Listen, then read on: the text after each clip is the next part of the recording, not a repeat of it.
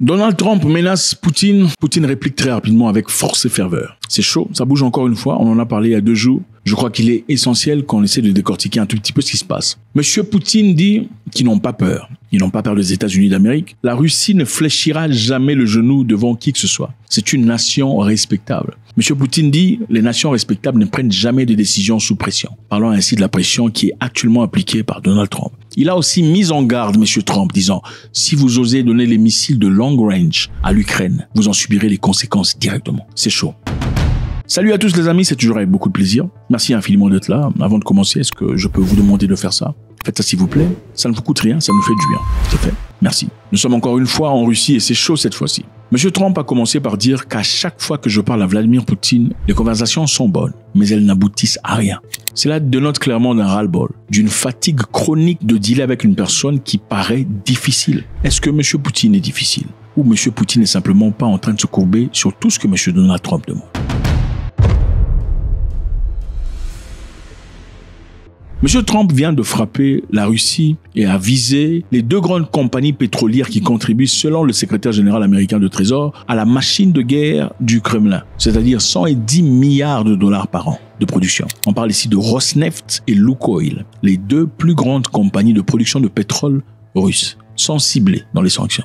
Vous vous dites certainement que ce n'est pas nouveau. Ah si, c'est très nouveau. Ceci n'avait encore jamais été tenté dans le passé. En effet, même avec son prédécesseur Joe Biden et les Européens, ils avaient encore jamais essayé de sanctionner les compagnies de pétrole. Pourquoi? Pour une raison bien claire.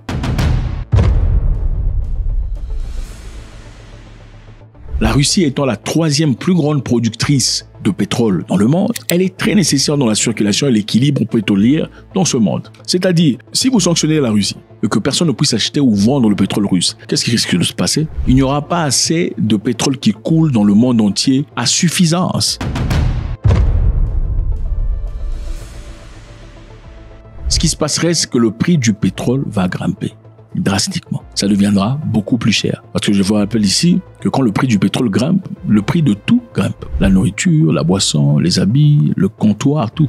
Pourquoi? Tout ce qu'il y a comme marchandise a besoin de pétrole pour circuler. Le déplacement et tout le bazar, on a besoin de pétrole. Les bateaux, les navires, les avions, on a besoin de pétrole. Donc la Russie étant sanctionnée, il n'y aura pas assez de pétrole disponible dans le marché. Comment les sanctions se traduisent pour les acheteurs? Alors M. Trump voulait sanctionner pas seulement le pétrole, il voulait aussi sanctionner ceux qui achètent le pétrole, donc des sanctions secondaires. On voit ici pour les acheteurs, comment seront-ils affectés? Les acheteurs ne pourront malheureusement plus utiliser les banques traditionnelles pour faire leurs achats directement à Rosneft ou Lukoil. C'est-à-dire comme c'était fait rapidement, on écrit juste un nombre et on envoie de l'argent, ça ne se fera plus comme ça. Il se faudra se faire de manière alternative. Et alternativement, jusque-là, c'est encore très compliqué. Cependant, des banques indiennes et chinoises, évidemment, veulent faciliter ces transactions avec les entités russes. Mais ces banques, désormais, seront aussi sanctionnées par les Américains. Donc, quel pays veut être sanctionné par les Américains aujourd'hui? Aucun pays, même pas la Chine, ni l'Inde. Donc, déjà, la Chine, qui est soutien fervent de la Russie, a retiré certains achats de la Russie. Malheureusement, jusque-là. Voilà pourquoi la pression est réelle et M. Poutine réagit. Sinon, il ne réagirait pas. En effet, Trump et Poutine étaient censés se rencontrer à Budapest pour aller avoir une discussion sur comment finir la guerre. Évidemment, ces discussions se passent entre les deux. Les Européens ne sont pas inclus et ils n'aiment pas ça. Donc, le Premier ministre anglais, Macron et tout le bazar n'aiment pas le fait que Trump essaie de discuter avec Poutine tout seul. Poutine, lui, au revers, le fait lui-même parce qu'il veut prouver au monde qu'il en est capable. Ayant déclaré déjà dans le passé qu'il était le meilleur négociateur du monde, il voudrait surtout ne pas manquer cette opportunité de démontrer au monde de quoi il est capable. Et aussi, vous savez, Poutine voudrait avoir le prix Nobel de, je sais pas, de paix ou, enfin bref. C'est ça. Donc, pour lui, il souhaiterait le faire tout seul. Mais jusque-là, ça paraît pas facile du tout. Alors, quelles sont les raisons pour lesquelles on a annulé ce sommet de conversation entre Poutine et Trump? Je vous rappelle qu'ils en avaient eu déjà en Alaska pour essayer de discuter, trouver la fin. Maintenant, ils étaient censés se rencontrer à Budapest. Quelles sont les raisons pour lesquelles cette histoire a échoué? C'est très simple. C'est parce que M. Poutine a l'impression que M. Trump ne l'écoute pas. Vladimir Poutine a bien dit lui-même qu'il pense sincèrement que M. Trump cherche la paix. Mais il pense aussi que M. Trump ne l'écoute pas. C'est-à-dire ne comprend pas tout à fait ce qu'il est en train de dire. Alors de quoi parle-t-il là?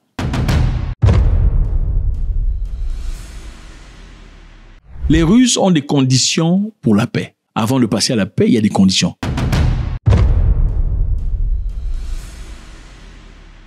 Condition numéro 1. Contrôle total du Donbass, Donetsk. Les Russes veulent contrôler le Donbass. La Russie exige que toutes les régions de Donetsk soient cédées avant toute négociation de paix. Donc, que les Ukrainiens cèdent. Reconnaissance des territoires annexés. Moscou veut réclamer la reconnaissance internationale de son contrôle sur les territoires tels que la Crimée, qu'ils ont pris en 2014, Donetsk, Luhansk, Zaporizhia et Kherson. Évidemment, ce sont des régions qui sont reconnues comme des régions russophones et les Ukrainiens seraient hostiles à ces régions d'après les Russes parce que d'après eux, ces gens-là sont plus pro-russes qu'ils ne sont pro-ukrainiens. La Russie veut la démilitarisation de l'Ukraine, c'est-à-dire l'Ukraine doit réduire sa capacité militaire désormais et cesser de recevoir des armes occidentales. Parce que ceci, évidemment, est perçu comme agressif à l'égard de la Russie. Une clause de neutralité. L'Ukraine doit s'engager à ne jamais rejoindre l'OTAN. Jamais. Il doit vous brûler sur œuvre de l'OTAN. Jamais. Et jamais, ni jamais héberger quoi que ce soit comme base militaire étrangère. L'Ukraine ne doit pas rejoindre l'OTAN, ni héberger une base militaire quelconque de l'étranger. Parce que je vous rappelle ici que si on plaçait une bombe atomique dans les éléments nécessaires à partir de Kiev, c'est 5 minutes pour atteindre Moscou. Donc il n'y a vraiment pas de moyen de défense. Alors les Russes ne veulent pas percevoir ça. Je vous rappelle qu'avant les années 90, l'Ukraine faisait partie de l'URSS. Et avec le temps, après les négociations échouées de Berlin, contrairement à leur promesse initiale, l'OTAN a commencé à gagner du terrain et à prendre des pays et tout le bazar. Et la Russie perçoit que l'OTAN n'a pas été honnête par rapport à ça. Même si l'OTAN a dit qu'ils n'avaient jamais signé de contrat, c'était un accord oral.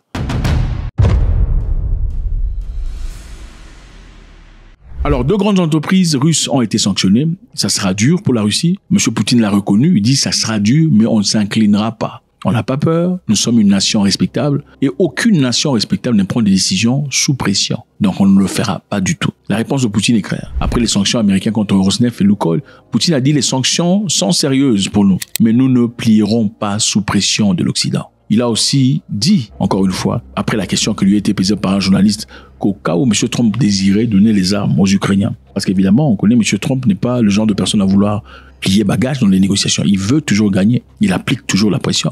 Son ego est surdimensionné. C'est une personne qui ne sait naturellement pas reculer, à moins qu'on le pousse à le faire. Alors, M. Trump, dans le passé, a refusé de donner des armes de longue portée à l'Ukraine. Bien que les États-Unis aient donné des attaques et d'autres missiles. Attackams sont à 300 km de portée. Les Anglais ont donné des Storm Shadow à 350 km. Il y a eu Harpon à 286 km. Mais Tomahawk américain, que les Ukrainiens veulent désespérément, peut tirer jusqu'à 1800 km à l'intérieur de la Russie. M. Trump, bien qu'il ait eu des conversations selon lesquelles il exploitait la possibilité de donner ses armes à l'Ukraine, il n'a jamais vraiment été sérieux par rapport à ça. Et maintenant, on pense que puisqu'on vient de sanctionner la Russie et que Trump n'aime pas les gens qui lui résistent, il essaie de frapper encore plus dur. Alors dans ce cas, ira-t-il au point d'autoriser l'Ukraine de faire usage des Tomahawk et frapper à l'intérieur de la Russie? M. Poutine a été très clair par rapport à ça. Si ça arrive, il y aura des conséquences effroyables. Faites-moi savoir ce que vous en pensez. Qui raconte de bobards dans cette histoire? A-t-il raison, M. Trump, de prendre des décisions que ni son prédécesseur,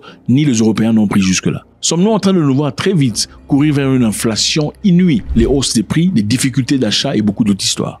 Est-ce que vous pensez que ça en valait la peine dans une guerre qui dure plus de 3 ans maintenant? Pensez-vous peut-être que c'est la seule façon de faire venir M. Poutine autour d'une table de négociation? Faudrait-il aussi ignorer le démon de M. Poutine qui sont très clairs? Les démons fondamentaux, la reconnaissance des territoires annexés, tels que le contrôle de Donetsk, la reconnaissance des territoires annexés, la démilitarisation de l'Ukraine, les clauses de neutralité de l'Ukraine, c'est-à-dire pas d'OTAN et pas de base militaire étrangère, où il faudrait simplement continuer tel que Donald Trump le veut. Est-ce que vous pensez peut-être que la raison pour laquelle on en est arrivé là, c'est parce que M. Donald Trump, président des États-Unis d'Amérique, est habitué à faire les choses comme lui il veut et n'est pas habitué à avoir des gens qui lui résistent? Alors là, peut-être serait la justification pour laquelle il a fallu faire quelque chose que personne d'autre n'avait encore fait dans le passé pour asseoir sa force et son pouvoir. Avant de partir, laissez votre commentaire évidemment, c'est très important. On vous connaît très intelligent. S'il y a une partie qu'on a oublié de citer, peut-être des angles différents que vous avez, faites-nous savoir, nous sommes très intéressés. God bless.